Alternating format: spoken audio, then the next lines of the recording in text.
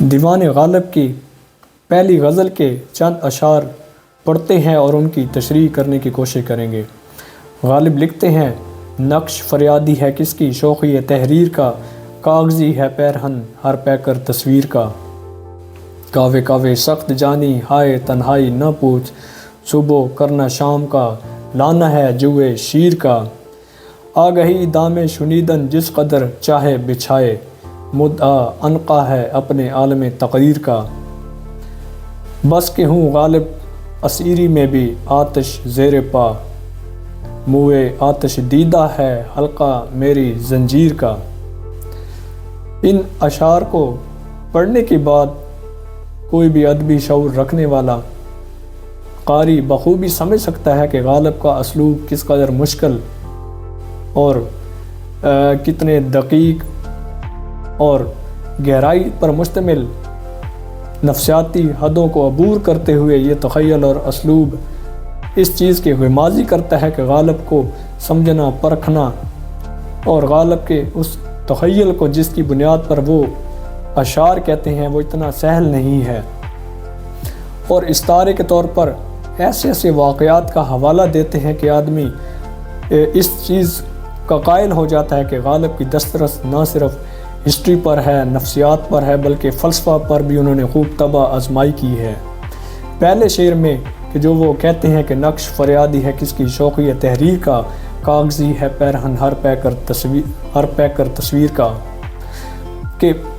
اس میں دراصل وہ ایران کی اس قدیم رسم کو استعارے کے طور پر استعمال کرتے ہیں۔ کہتے ہیں کہ جس طرح ایران میں قدیم دور میں جس کو فریاد رسی کرنا ہوتی وہ بادشاہ کے دربار میں کاغذی پیرہن زیب تن کر کے وہ بادشاہ کے دربار میں پیش ہوتا اور اس کی داد رسی ہوتی، یہی صورتحال یہاں کلام غالب کی ہے کہ وہ کہتے ہیں کہ جو غالب کے اشعار ہیں یا غالب کے تخیل پر مشتمل الفاظ ہیں، احساسات ہیں، انہوں نے بھی کاغذی پیرہن اوڑھ رکھا ہے اور وہ فریاد کر رہے ہیں، اور اس فریاد جو ان کی فریاد ہے وہ سننے سے تعبیر ہے۔ دوسرے شعر میں لکھتے ہیں کہ کاوے کاوے سخت جانی ہائے تنہائی نہ پوچھ، صبح کرنا شام کا لانا ہے جوئے شیر کا، کہ محبوب سے جدائی کے بعد جو ایک ایک لمحہ ہوتا ہے اس کو گزارنا بے حد مشکل ہو جاتا ہے۔ تو یہ مشکل صورتحال ایسی ہوتی ہے کہ گویا کہیں سے دودھ کی نہر بہانی ہو، جیسا کہ فرہاد نے شیریں کے عشق میں بہائی تھی، جس کے بارے میں ایک مقول اور یہ تخیلاتی طور پر بیان کیا جاتا ہے۔ بہرحال حقیقت حال کے حوالے سے یہاں بات نہیں ہو رہی، یہ ایک تخیلاتی اور شاعر ان نفسیاتی اسلوب کی بات کرتا ہے جہاں سے گزرتا ہے، یا وہ اس حقیقت سے روشناس کروانا چاہتا ہے جو کہ عام طور پر مشکل پسندی کے حوالے سے بیان کی جاتی ہے۔ تیسرے شعر میں غالب کہتا ہے، آگہی دام شنیدن جس قدر چاہے بچھائے، مدعا عنقا ہے اپنے عالم تقریر کا، کہ غالب کو سمجھنا اتنا آسان نہیں کہ کوئی بھی عام ادبی شعور رکھنے والا شخص بآسانی غالب کے سوچ کو، اپروچ کو، تخیل کو، منظر کشی کو یا اسلوب کو اس کی بحر کی بنیاد پر پرکھ سکے یا کسوٹی پر رکھتے ہوئے اشعار کی حقیقت کو پرکھ سکے۔ اس لیے کہا کہ آپ دام شنیدن جس قدر چاہے بچھائیں، آپ کی سمجھ بوجھ ہوش مندی کے مطابق آپ اس کلام کو اس طرح پائیں گے گویا کہ یہ عنقا کی طرح ہے کہ وہ ایسا پرندہ ہے جو بآسانی ہاتھ نہیں آتا۔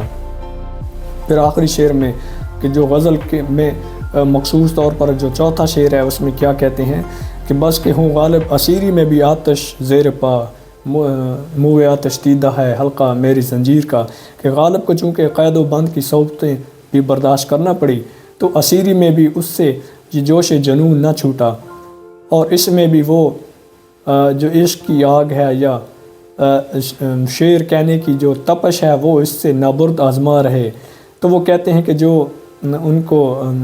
قید و بند کی صعوبتوں کے دوران اس کو ہتھ کڑی لگائی گئی تھی یا پاؤں میں جو بیڑیاں تھیں وہ حلقے بھی ایسے ہیں گویا وہ آگ کے حلقے ہوں،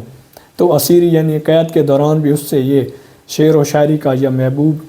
کی طرف جو وابستگی اور اظہار کا جو